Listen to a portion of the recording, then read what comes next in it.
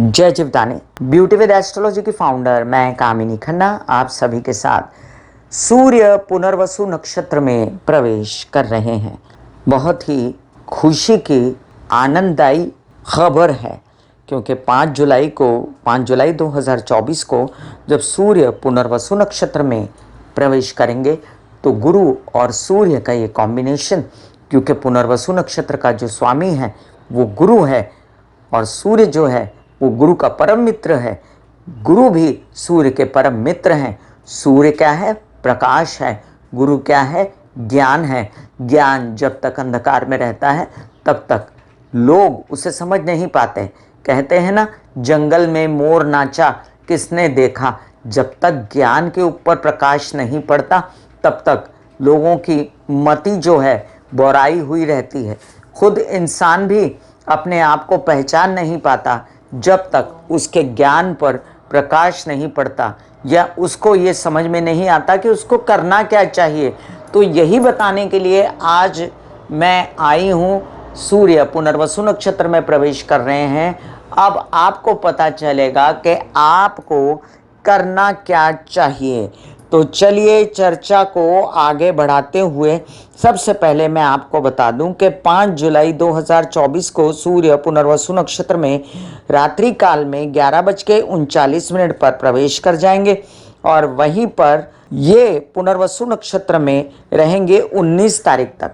तो ये पीरियड है कम से कम 14 दिनों का। जो 14 दिनों के पीरियड में आप गवर्नमेंट बॉडी से रिलेटेड जितने भी काम कराने चाहो, आप कोई नौकरी पाना चाहो, आप कोई ज्ञानवर्धक बातों में हैं, काउंसलिंग में हैं, कंसल्टेशन में हैं, आप अगर टीचर हैं, आप लेक्चरर हैं या आप नेता हैं, अभिनेता हैं, आप डील करते हैं टेंडर में, आवेदन में, stock market, share market, trading में, आप डॉक्टर हैं, किसी ओहदे पर हैं, आप बहुत ज़्यादा ज्ञान बांटने के, जैसे कई लोग जो संत महात्मा हैं, तो ऐसे लोगों की जितने भी मैंने नाम लिए ऐसे सभी लोगों की बहुत ज़्यादा उन्नति और उनकी बहुत ज़्यादा नेक नामी होनी चाहिए। बिल्कुल आपको मिस नहीं करना है ये पीरियड। और जो पब्लिसिटी और जो काम आप करना चाहते हैं अपने ज्ञान से रिलेटेड, उसको प्रकाश में लाने के लिए आपको पूरी कोशिश करनी चाहिए। मैं कामिनी खन्ना ब्यूटी विद एस्ट्रोलॉजी की फाउंडर आपका अभिवादन करती हूँ, स्वागत करती हूँ मेरे इस चैनल YouTube/ब्यूटी विद एस्ट्रोलॉजी में। आप सबसे नम्र विनंती है कि सब्सक्राइब कर दीजिए मेरा ये YouTube चैनल। जब आप सब्सक्राइब करेंगे तो पॉपअप होकर ऊपर बेल बटन आएगा और उसे क्लिक करते ही मेरे चैनल की सभी जानकारियाँ आप तक सबसे पहले पहुँचती रहेंगी। बहुत से लोग भ्रमित रहते हैं, सोचते हैं कि मैं राशिफल कैसे बताती हूँ। तो ये समझ लीजिए, मैं राशिफल ज़्यादा से ज़्यादा लग्न के अनुसार तो बताया करती हूँ, लेकिन आपकी जब बात होती है 7.5 ढैया शनि के विषय में, गुरु के विषय में, राहु के विषय में, केतु के विषय में, तब चंद्र के हिसाब से भी बोलना पड़ता है। इसलिए यह मिला जुला राशिफल होता है। आप कोई भी राशि वाले, कोई भी लग्न वाले इस वीडियो को देख सकते हैं। और जिन लोगों को कंसल्टेंसी चाहिए उनके लिए मैंने व्हाट्सएप नंबर दिया हुआ है। तो इस नक्षत्र परिवर्तन का, सूर्य के नक्षत्र परिवर्तन का सबसे ज़्यादा किस किस पर असर होगा? सबसे पहले जिन लोगों की सूर्य की महादशा अंतर्दशा चल रही है उन लोगों को असर होगा। जो लोग पुनर्वसु नक्षत्र में पैदा हुए हैं उनको असर होगा। जो गुरु लग्न के, सूर्य लग्न के लोग हैं उनको इस बात का असर होगा। जो सिंह लग्न का है, कोई धनु या मीन लग्न का है, उस पर असर होगा। उन लोगों पर असर होगा जिनको सूर्य से रिलेटेड बीमारियां हैं या जिनकी नौकरी नहीं लग रही या जिनको गुरु से रिलेटेड बीमारियां हैं।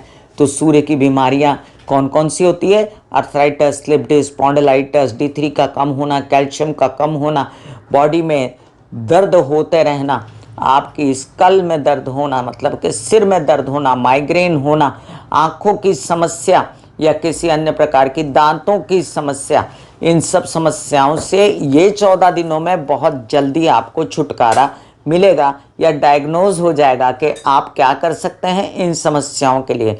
वहीं पर उन लोगों पर भी इस बात का बड़ा असर पड़ेगा जो नौकरी करते हैं और जो ओहदे पर हैं, जो इंक्रीमेंट चाहते हैं, जो नेता हैं, स्पेशली पब्लिक डीलिंग करते हैं, कम्युनिकेशन में हैं, जो कि बड़े बड़े ओहदों पर हैं या जो ज्ञानी हैं, क्योंकि ये गुरु लग्न वालों पे, गुरु से प्रभावित लोगों पर भी अपना पूर्ण असर डालने वाला है, इसलिए तो ये लोग सबसे ज़्यादा प्रभावित होने वाले हैं सूर्य गुरु के इस कॉम्बिनेशन में।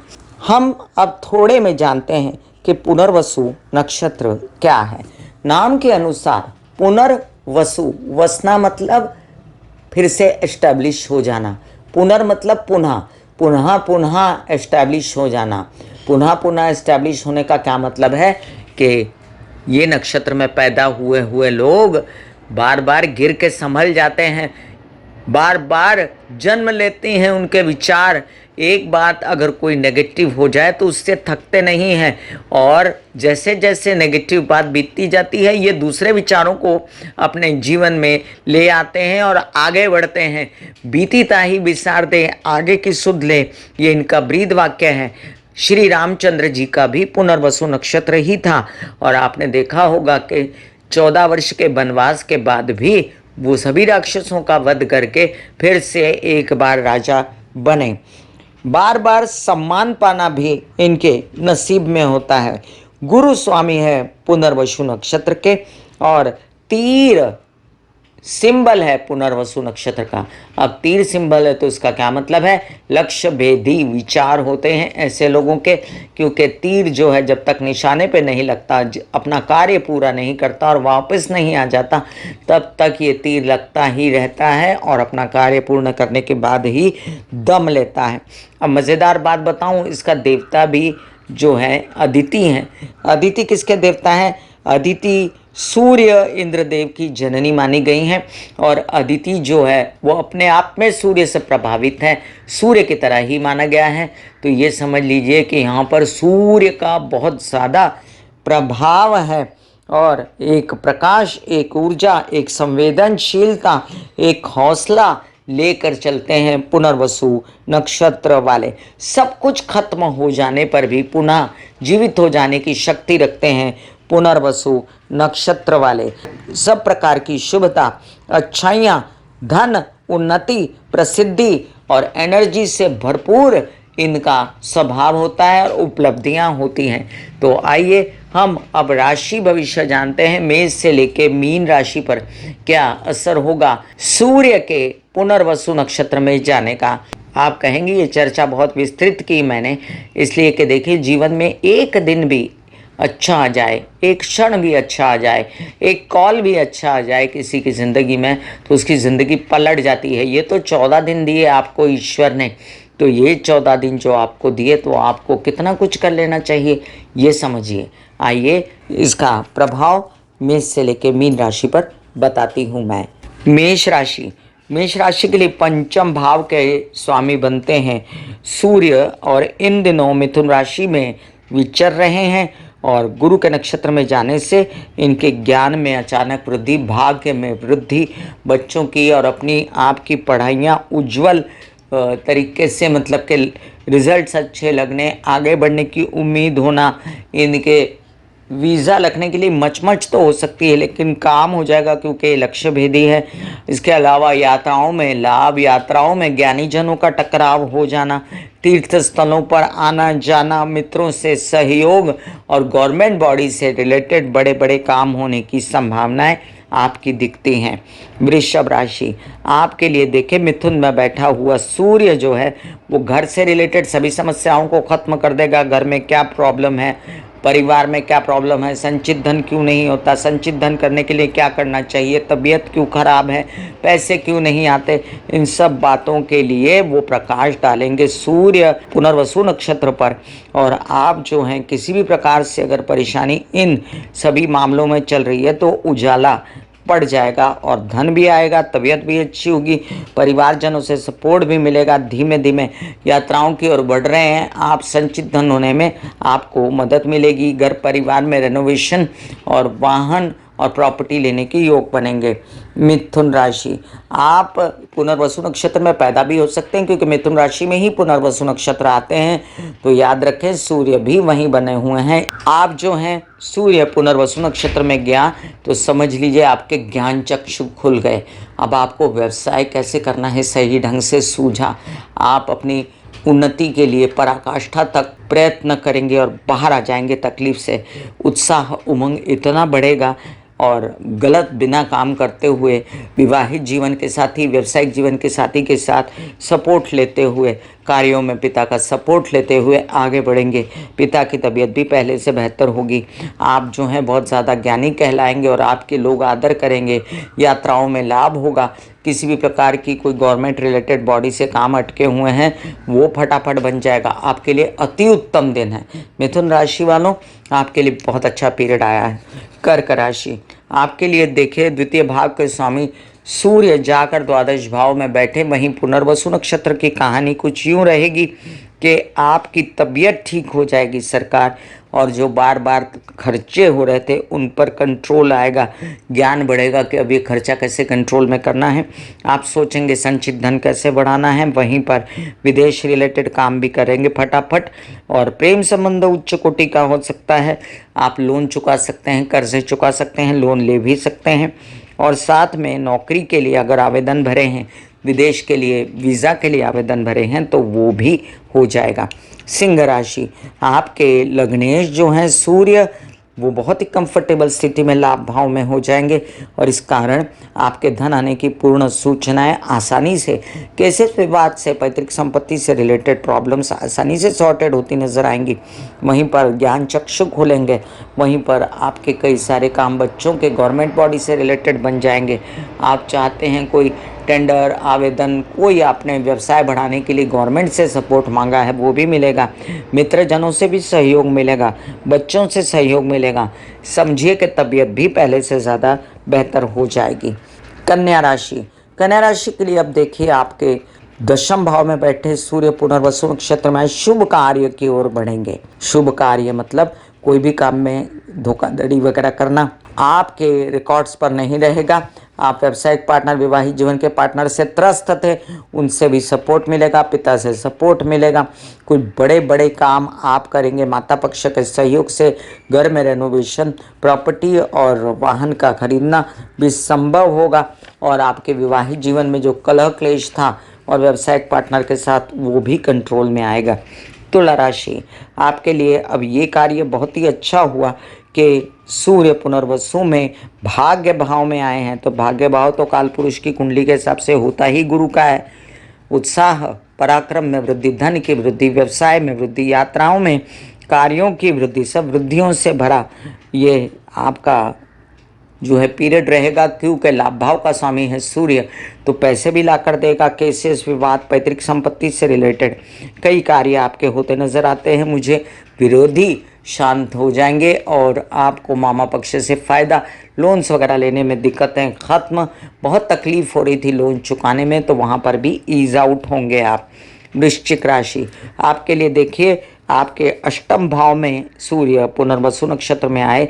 ज्ञान में वृद्धि, एक बार फिर आपकी सोच पूर्ण रूप से बदल जाएगी। अष्टम भाव एक पुनर्जन्म का भाव होता है। सारे विचारों को पुनर्जन्म मिलेगा। बच्चों के लिए क्या करना है ये भी नए तरीके से सोचेंगे। पैसों को संचित कैसे करना है ये भी नए तरीके से सोचेंगे। और साथ में संचित धन कैसे करना है इसकी भी पूर्ण जो रूप से आप मीमांसा करेंगे और संचित धन करेंगे। एक्यूमुलेटेड प्रॉपर्टी को कैसे रखना है वो भी समझेंगे। और ज्ञान में वृद्धि होगी। माइंड जो ब्लॉक हो गया था, बंद हो गया था और घबरा रहे थे आप, तो वो घबराहट से आप बाहर निकल आएंगे। तबीयत पहले से बेहतर हो जाएगी, लेकिन पेट संबंधी, गर्दन, गुदा, नीचे के पैर, हिप्स से रिलेटेड कोई प्रॉब्लम है तो संभाल के ट्रीटमेंट कराएं। धनु राशि, आपके लग्नेश के नक्षत्र में पहुंच गए सूर्य जो आपके भाग्येश हैं। और क्या चाहिए आपको? आपका अचानक से भाग्य में वृद्धि। अब देखिए सूर्य आपके सप्तम भाव में बैठे। वैसे तो सप्तम भाव में सूर्य को कालपुरुष की कुंडली के हिसाब से नीच का माना जाता है, लेकिन सप्तम का सूर्य आपको यहाँ पर पुनर्वसु नक्षत्र में जाकर वर वधु का चयन करने में आसानी कर देगा। वहीं पर आप समझ लीजिए कि आपके भी कार्य में वृद्धि हो जाएगी, व्यवसाय में वृद्धि हो सकती है, नेक नामी हो सकती है। माता बहुत परेशान है आपकी बहुत दिनों से, तो माता की तबीयत ठीक हो सकती है। प्रॉपर्टी वाहन लेने की बातें हो सकती है जो कि बिल्कुल भी ठप हो गई थी। नए नए कार्य आ सकते हैं, यात्रा हो सकती है जिनमें आपको आराम मिले, काम हो। मकर राशि के लिए देखिए, अष्टम भाव के स्वामी हैं सूर्य, पुनर्जन्म देने वाले, नए विचार देने वाले, तबीयत के स्वामी अब रिलैक्स हो जाएंगे मिथुन राशि में। लेकिन वो राशि आती है षष्ठ में, बहुत उम्मीदें ना रखें तो भी लोन तो चुकता होंगे, लोन मिल भी सकते हैं और विचारों को गति मिलेगी। नौकरी तो मिल सकती है, लेकिन खटाई वाली, आप नहीं चाहते कोई काम ऐसा जो करना वही मिल जाएगा, लेकिन आपको कर लेना चाहिए क्योंकि ये आगे चल के यही काम आपको फ़ायदा देगा। विदेश रिलेटेड कामों में भी आपको फ़ायदा होगा।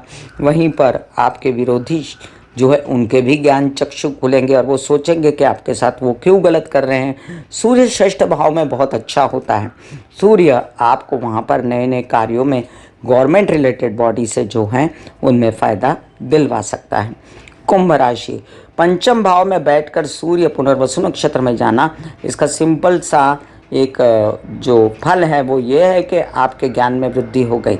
आपके पैसे कैसे आने इस पर आपने ध्यान दिया। आपके क्या पैसे संचित करने थे, बिल्कुल जो धनाधन पैसे निकल के अंदर से पैसे अकाउंट आपका नील हो रहा था वो कैसे फ्रीज करना है समझे आप। परिवार से जो मनमुटाव था वो भी समझे आप। और साथ में बच्चों की उन्नति, बच्चों से रिलेटेड फैसले प्रॉपर लेंगे, डिसीजन मेकिंग सही होगी। प्रकाश पड़ेगा आपके गुणों पर, आपको अवार्ड्स रिवॉर्ड्स मिल सकते हैं और साथ में नौकरी भी लग सकती है, व्यवसाय भी बढ़ सकता है। मीन राशि, आपके लिए कई सारे काम आपसे रिलेटेड बनाने के लिए अब ये सूर्य पुनर्वसु नक्षत्र में आकर लोन्स दिलवाना, लोन्स चुकवा देना, वहीं पर घर में रेनोवेशन, माता पक्ष से सहयोग, कुछ काम आपके हार्ट रिलेटेड समस्याएं थी तो पता चल जाएगा कि क्यों हुई। हड्डी, स्कल, दांत, आके स्पाइन से रिलेटेड कुछ दर्दें वर्दें सब सॉर्टेड हो जाएंगी। वहीं पर पिता से पूर्ण सहयोग, वहीं पर कार्य में वृद्धि, गवर्नमेंट रिलेटेड बॉडी से कोई काम अटके हुए थे तो वो काम भी खुलेंगे और आपके काम बनते नज़र आते हैं। खुद को लेकर बड़ी बेचैनी है आपको जब से राहु लग्न में है, ज़िद्दी हो गए, आपके डिसीजंस गलत हो गए, स्व को कष्ट है, भ्रमित हैं आप, उस स्थिति से काफ़ी बाहर निकलेंगे आप। मैं कामिनी खन्ना बता रही थी मैं इससे लेकर मीन राशि पर क्या प्रभाव पड़ रहा है सूर्य के पुनर्वसु नक्षत्र में जाने का। फिर मिलूंगी इसी तरह कोई अन्य चर्चा लेकर, तब तक के लिए आज्ञा दीजिए। धन्यवाद और नमस्कार।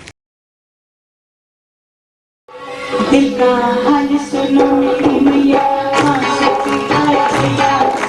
दिल का हाल सुनो मेरी मैया, सच्ची हाय भैया। दिल से मेरी बहना, मुझसे भैया।